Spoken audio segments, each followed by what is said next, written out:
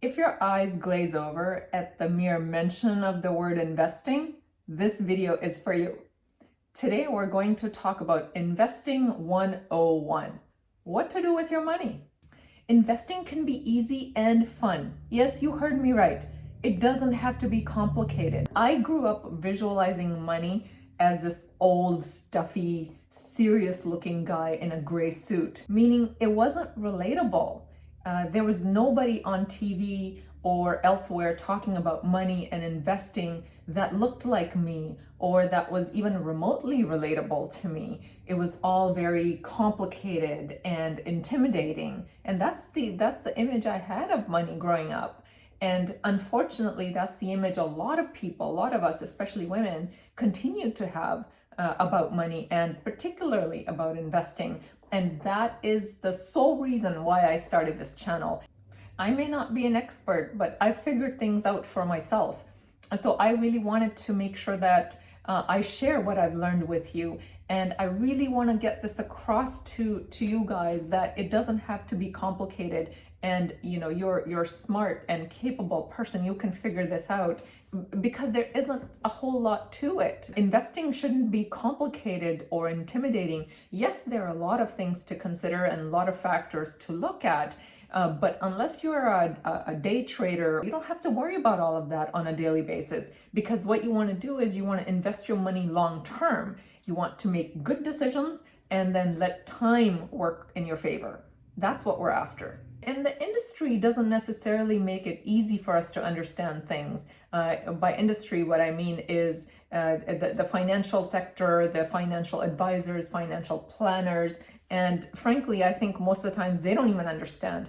And if they can't explain things to you simply, I think it's because they don't even understand themselves. And besides, nobody's going to care about your money more than you do. So it's in your best interest to learn how your money works. And you don't have to figure it out for everybody else. All you need to do is figure it out for yourself, learn how to invest for yourself. And I'm going to lay it out as simply as I can for you. So what we're going to talk about is what to do with your money. Where should you put your money? It shouldn't be in a checking account or a savings account. You should have some money in your checking or savings account, enough to pay your bills for a certain period of time, for example. In other words, have a sanity fund, or a lot of people like to call it emergency fund. So have a sanity fund that's enough to cover your expenses for 3 to 6 months. And that whether it should be 3 months or 5 months or 6 months, it really depends on your personal preference. I think if you have anywhere from 3 to 6 months, in other words, should something happen, should you lose your job, or should a situation come up where you need money, for example, if your car broke down, or if you have other large expenditure come up, so you should be able to cover it without going into debt. So once you have that 3 to 6 months expenses somewhere liquid, checking or a savings account, liquid meaning it's easily accessible to you, what should you do with the rest of your money? So that's what we're going to talk about now. So number one place you should put your money is in RRSP. So this is for Canada, Registered Retirement Savings Plan. That's the number one thing where you want to put your money because it's a tax shelter.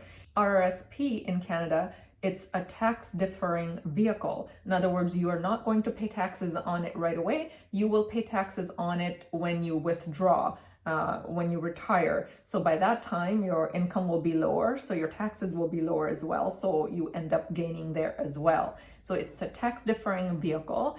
And many companies will have some type of a matching program. So if your company has a matching program for RRSP, number one thing you need to do today is go and register for that, sign up for that. Typically what companies do is if you put in X amount of money, let's say 3% or 4%, they will match the 4%. And that matching 4% that you're gonna get, that's free money. That's literally being given away to you. So if you have if your company has a matching program, sign up for that today and maximize it. So for example, if your company matches up to 4%, then make sure you put in the full 4% so that you can get the 4% match. That's an easy, free money. So you need to do that. So that's where you put your money, RSP. That's for your retirement savings. You're not going to take it out. It's long-term investment.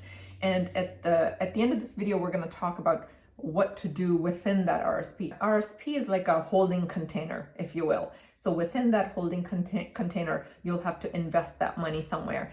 And the easiest thing to do is invest in index funds. So I'll cover that later on. So RSP is the first place you should put your money in. Second place you should put your money is TFSA, which is tax-free savings account. Another excellent vehicle to put your money in. So tax-free savings account, actually the name is a little bit misleading. It's not just a savings account, it's an investment account as well. Now the money that you put in your TFSA, it's already taxed. You've already paid taxes on it, but it's going to grow tax-free. So any gains that you get from your investments is going to stay in your account, and now you're going to be earning interest on interest. So you see how quickly that's going to start to grow. So tax-free savings account is another excellent vehicle for you to put your money in. And in a TFSA, again, you are not taxed on your capital gains. And another thing to remember about TFSA is that your contribution limit doesn't expire. So there's a certain amount of contributions that you can make towards the TFSA every single year. It's about $6,000. There were a couple of years it was a little bit more, some years it was less, but this year it's $6,000. So on average, it's about $6,000 every year that you can contribute into your TFSA.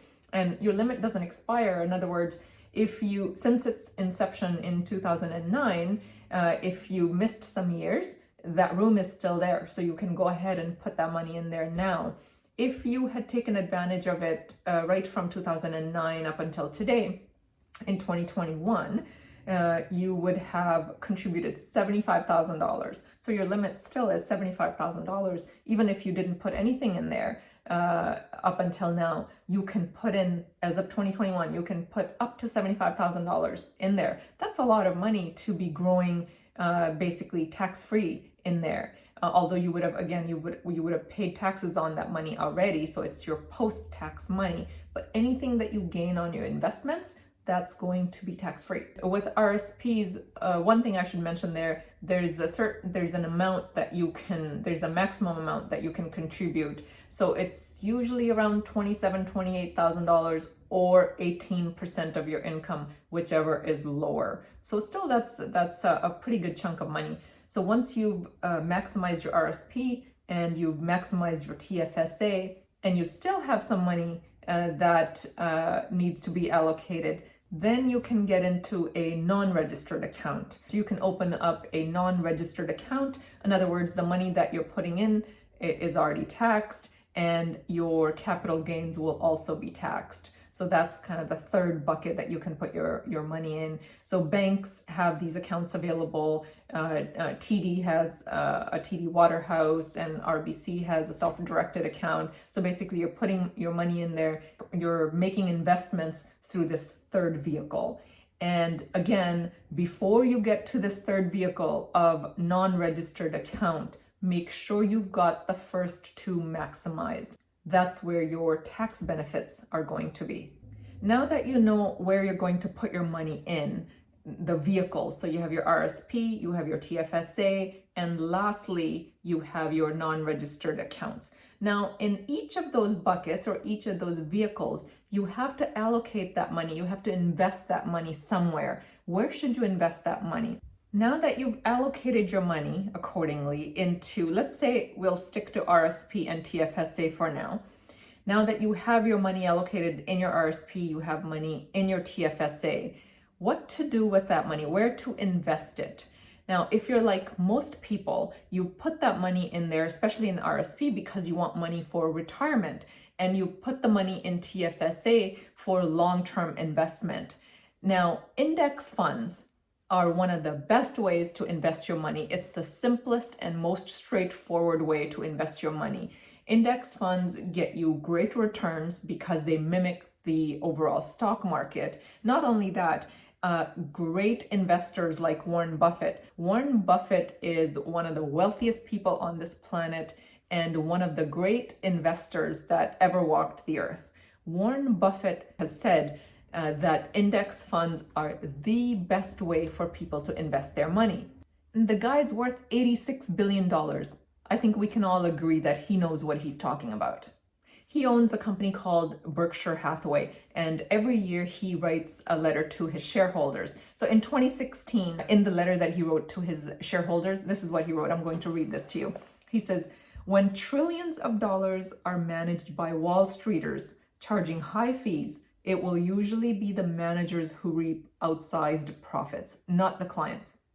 Both large and small investors should stick with low-cost index funds."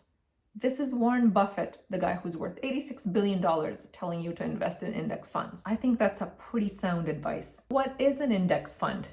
Index fund is type of a mutual fund. It's not the same as mutual fund. It's one type of a mutual fund. It's basically set up to mirror or mimic the entire stock market. Index is usually focused on a particular sector or geography. For example, S&P 500 represents 500 of the largest US companies, for example. So if you purchase an index fund that represents S&P 500, you're getting this broad coverage of nearly 500 US companies. Just some of the benefits of index funds. They're low cost because they're passive, so there are low management fees. They get great returns. And my favorite reason, you don't need a fund manager. So you don't need a financial planner to do this for you. You can do a little bit of research and you can figure out what works for you, and you can select that fund. You don't need a whole lot of funds. You can pick a couple and you can get a good cross section of a stock market representation in your portfolio. It's a sound long-term investment. You're not being speculative with your money. You're not gambling with your money. You are not trying to beat the market. That's not the purpose of an index fund. It's simply to match the market. I know it's a lot of information, especially with some of the terminology if you haven't heard this before or if you haven't read it before. But trust me, it's not very difficult. And I know some people will have you believe that it's too difficult or too complicated and too hard to understand. Please, please, please don't believe that. Remember the first time you drove a car, it was so difficult. And I remember the first time I got behind the wheel, I couldn't imagine how I'd be able to drive. I was so confused as to should I look at the front, should I look at the back, should I be looking in the rear view mirror, should I be looking through the windshield, what to do, where to look, what to pay attention to. It all seemed so overwhelming. And then you do that for a few months or even a few weeks and voila, you are an expert driver in no time. Investing is the same way. It might sound difficult right now. It might sound confusing. It's because you haven't been exposed to it. And also let me know in the comments below if there's anything else that you want to know. If you want me to make a follow-up video, or if there's anything that I've said here you want me to delve a little bit deeper into, let me know in the comments below. And that will guide me as to what I should focus on in the future videos. And remember, the only reason I'm doing this is to help you become really good with your money and become financially independent, because you can. And if you like this video, please hit the like button and don't forget to share it with other people that you might think would benefit from it. And tune back in next Thursday. Thank you.